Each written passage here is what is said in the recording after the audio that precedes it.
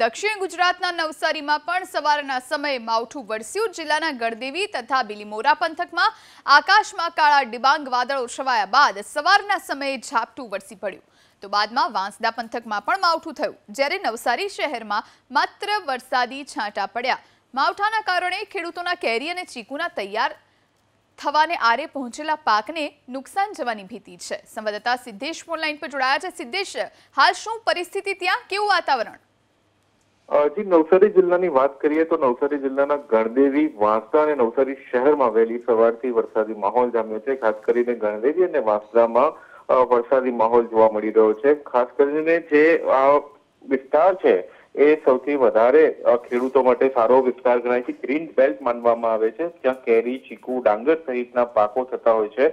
પરંતુ આ કમોસમી વરસાદ થતા ખેડૂતોની ચિંતામાં વધારો થયો છે।